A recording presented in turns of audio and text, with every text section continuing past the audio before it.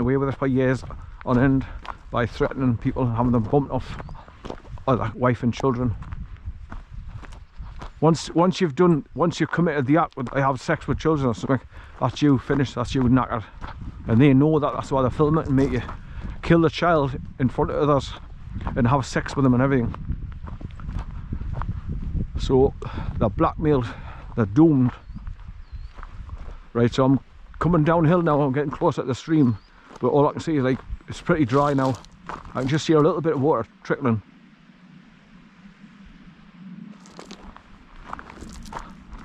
But when it's been raining, obviously you can hear that stream run quite well. Right, so I'm dropping downhill now, going to the bridge across this stream to me right. But it's uphill after that, and it's uphill quite a bit to go right back to the top, past the, going towards the ruined house on the crossroads. It's killer. And that's why I say is, I don't know how far of a walk I want to do, like, because I'll not know how I feel until I get right to the top of this uphill to the ruined house on the crossroads junction.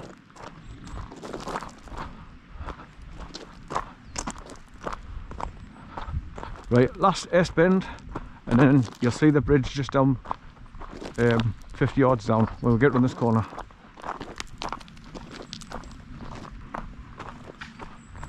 Where's your stick, son? Where's your stick? Where's it? Where's your stick? Where's your stick? Come on, yeah. Come and get your stick, yeah. Come on. Howie, come and get your stick. Howie, good boy, son, good boy. Come and get your stick. Howie. Good boy, son, good boy. He's got quite a good stretch of a jump. Right, here's the bridge here now, look, the concrete bridge that you drive over. Oh wow. Right, so as you can see, it's uphill from the bridge to go right back up around the corner to the right, and then go right to the top to meet the main road at the top of the Duns. D-U-N-S, the Duns. That's the junction that you come up to. Right, here's the stream. And as you can see, it's not easy to get down to for if I'm sending a dog down to go and get a drink.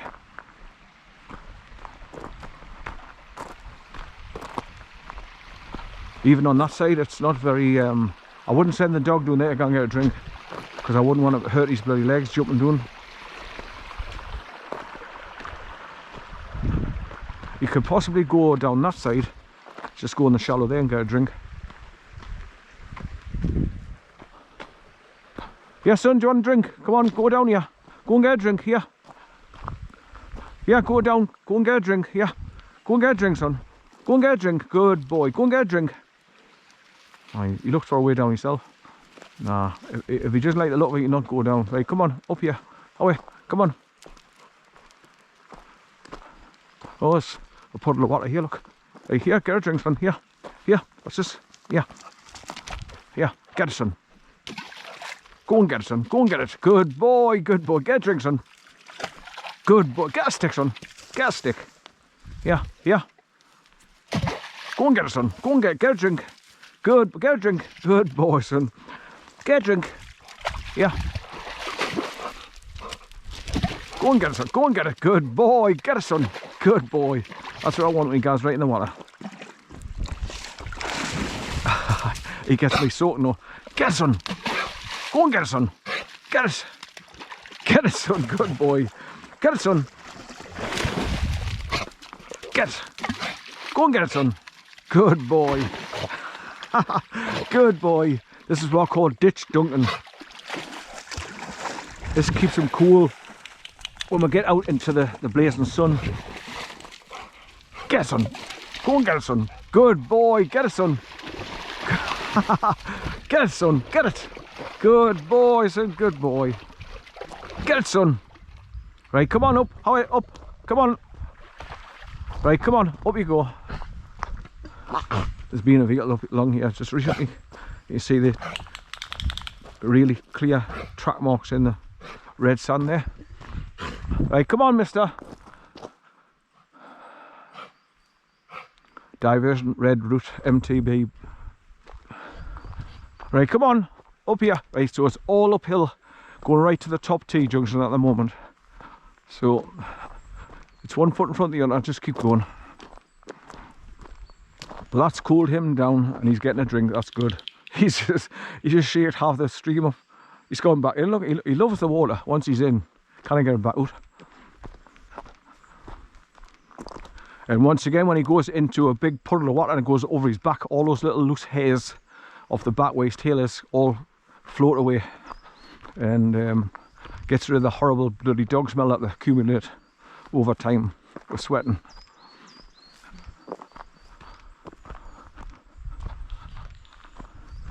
But that's what tires him out, so by the time we get back to going back near enough the car, he's knackered, so I can put him on a leader and there's no pulling whatsoever. Good boy, son, good boy. Come on then. How up you go, son?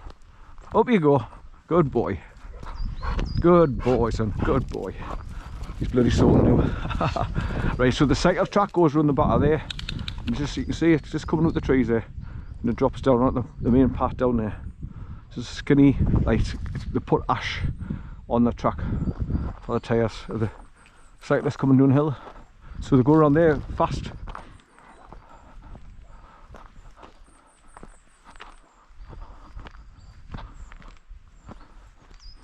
And obviously they divert them off these main tracks here, so obviously they're not coming crashing into bloody people walking up here, because they keep the cycle track separate from the main track here.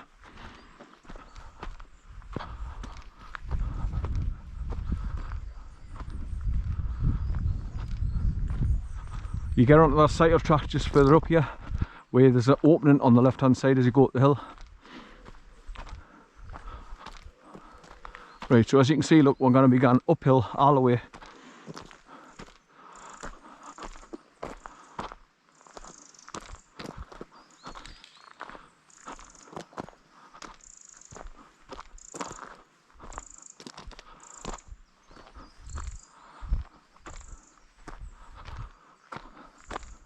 Be interesting to see if there's any changes from the last time I was up here. But the cycle track's just behind there, behind these bushes. Like I say, that's deliberate to keep it separate from the main track here. So if you look straight ahead at the top of the ridge there, you can see where the trees have all been falling over and in the middle of cutting them down and cutting them off. So I'm going up here. It bends right to the right and goes off to the right a little bit and then up, keeps going up until you meet the main T-junction where the Duns junction is. Come on, son, good boy. Come on, up you go. How are you, son? Good boy. Good boy, son.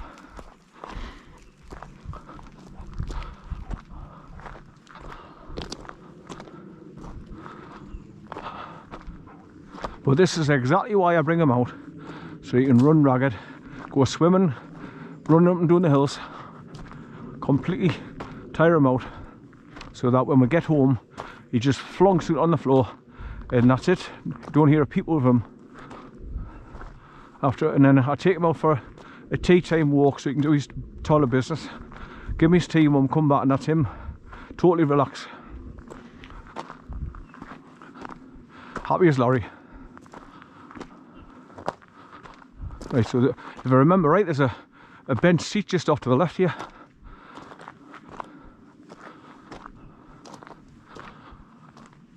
And obviously there's another track that goes up. The alternative way to go up the top ridge. Where I'm going straight ahead and bending around the right here.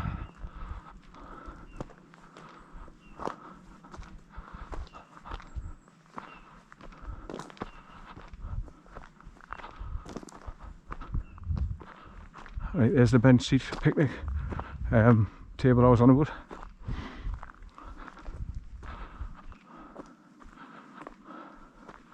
And there's the track that's going off where the dog is. That goes off there and goes round, bend round the right and goes to meet the top road where I'm going now.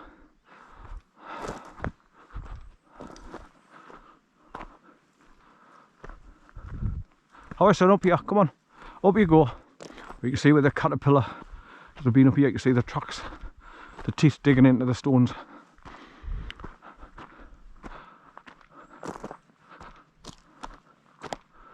Right, so you can just see 50 yards up, you can see where the cyclist tracks coming down, cutting through that path there and going behind where the picnic tables is.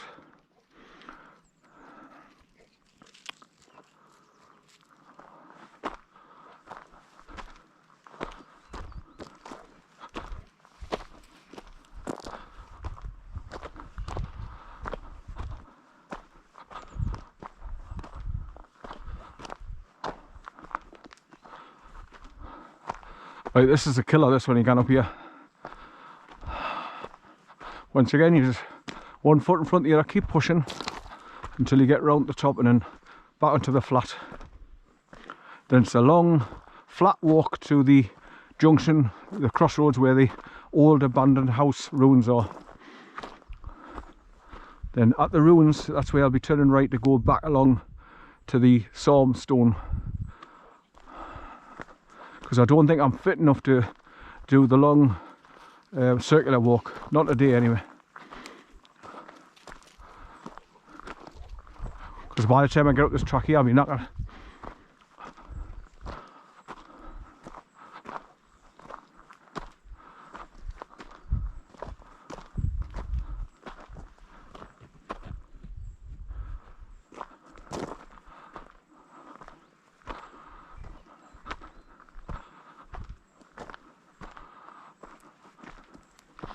Right, this is exactly why I brought me 2 oranges. So if I get hot and bothered, I can sit down and bite into my oranges, peel them off and put the segments of oranges in my mouth.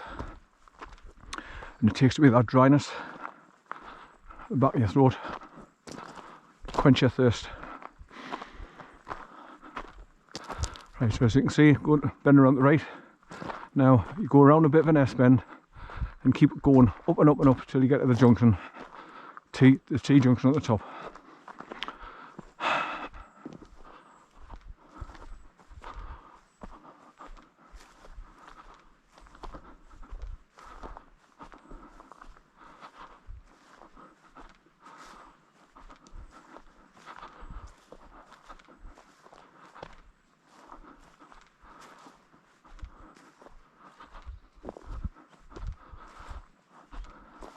Right, so I think this is a bit of an S-bend, round the right, then round the left and goes up and eventually takes you to the top of those trees where they've all fallen over, and that's where the T-junction is.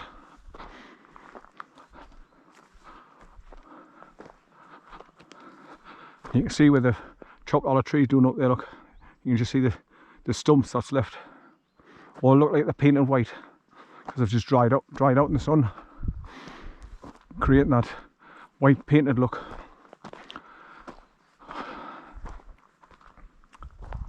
Right, let's look back down to where I've just come up from.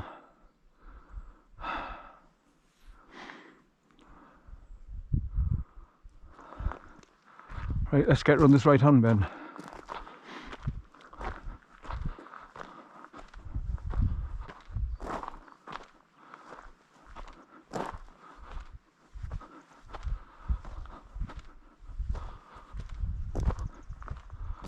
Last time I was up here, they had chopped a load of trees down on the left hand side of the main road going to the junction and the crossroads where the ruined house is.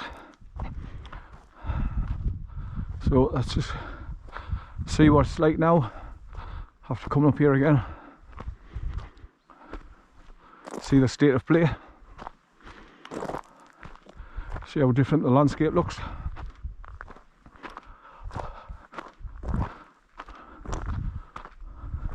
There's a bit, the dog. He's 75 yards on. Good boy, son, good boy.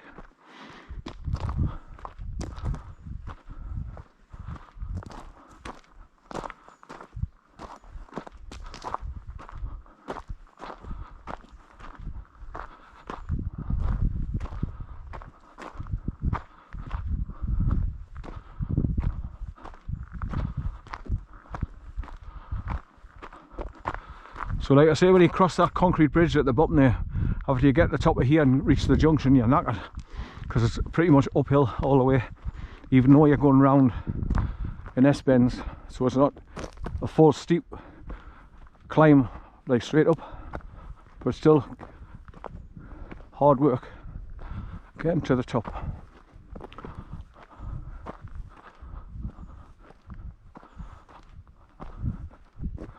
Right, where's he gone?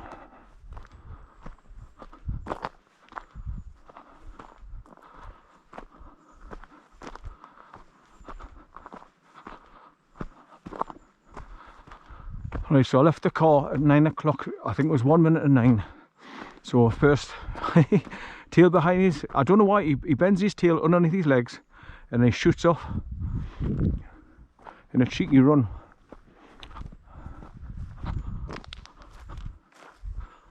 Right, so where the dog is now, left bend, and that's then straight up to the T-junction at last to get to the top of this bloody hill.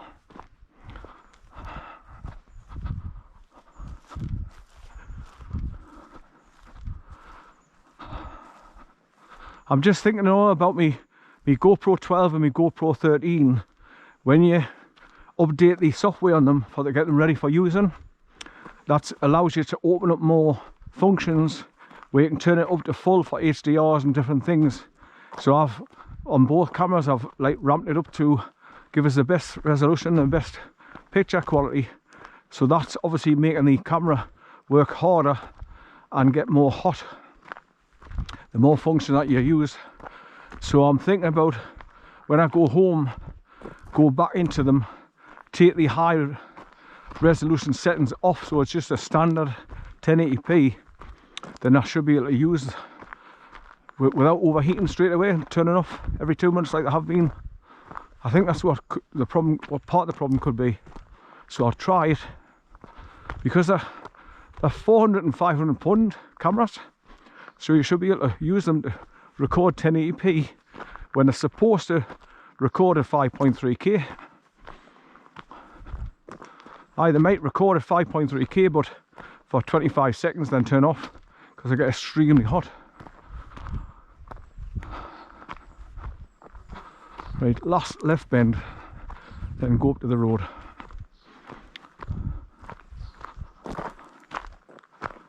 Right. Peaceful as hell now. All I can hear is one little bird singing away, tweeting away.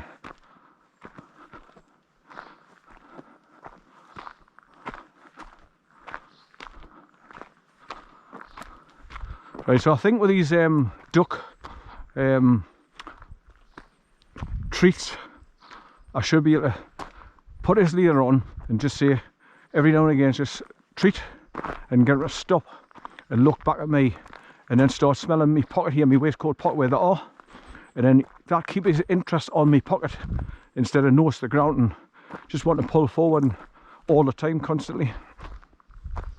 That's where I've got to try and break his mentality of just pull, pull, pull. So that's why some dog trainers, they put them on a leader and they walk forward, and as soon as the dog goes to get tight on the leader, they pop the leader, like a pop, they call it a pop, and turn around and walk the opposite way. Then as soon as they go to go tight on the leader again, pop with the leader, and then turn around and go the opposite way again. And it changes the dog's mentality of just want to plough ahead, nose to the ground, because they don't know what's coming next, so they have to keep an eye on you to see what's coming. That's the whole, that's the talking point of it. But to put it into practice is a different matter altogether, especially with him, because he's so, I mean, yes, dogs are strong, but he's over strong with it being a big bloody dog.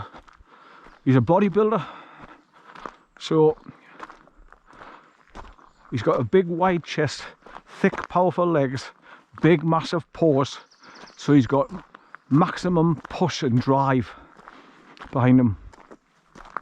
So like I say, when he's pulling, the only way I can describe it is like a freight train, and I'm trying to hold him back with a bit of wool, which is laughable.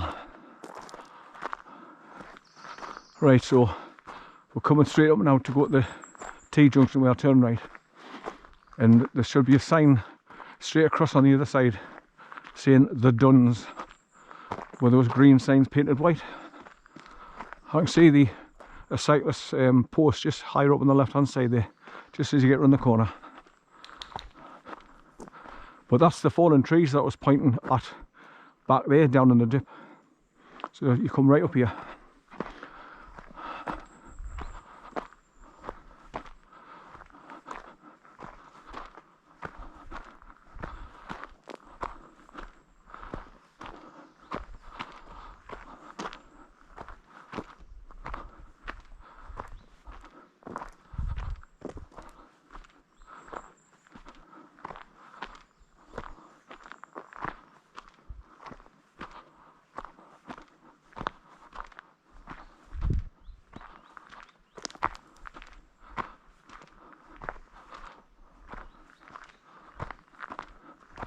I've definitely been up here chopping more trees down. You see them all piled up on the left hand side here now. So I hope the road's not blocked off. We have got to walk along here after turning right at this junction.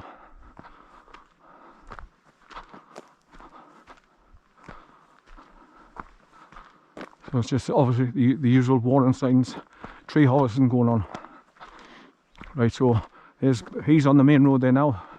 So this is where I turn right now and start going along about a mile to the house on the crossroads junction, the ruin of a house.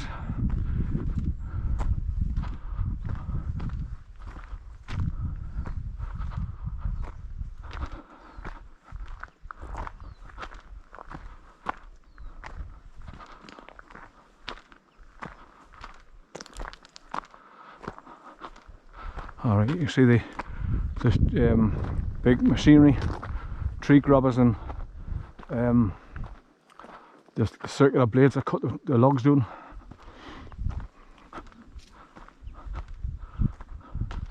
Right, so this is what they call the duns. There was a sign just here on the left saying the duns, but it looks like it's either broken or it's just covered in grass, you can't see it. But I'll point it out now where I'm turning right and going along there, look. That's the main way out of here to go back to main roads and get out of here.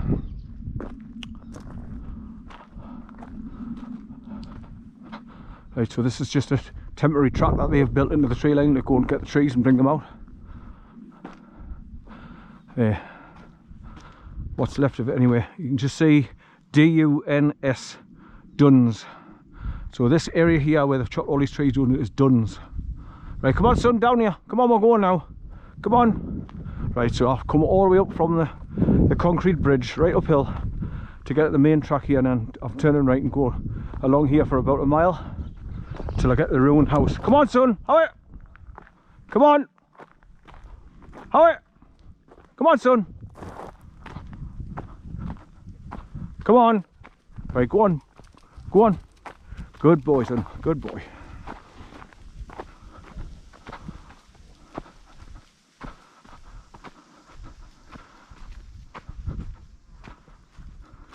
See other people's bootmarks in the sand. They've been doing the same as me, walking in the middle section, so it's softer underfoot because it's like a soft sand instead of hard stones.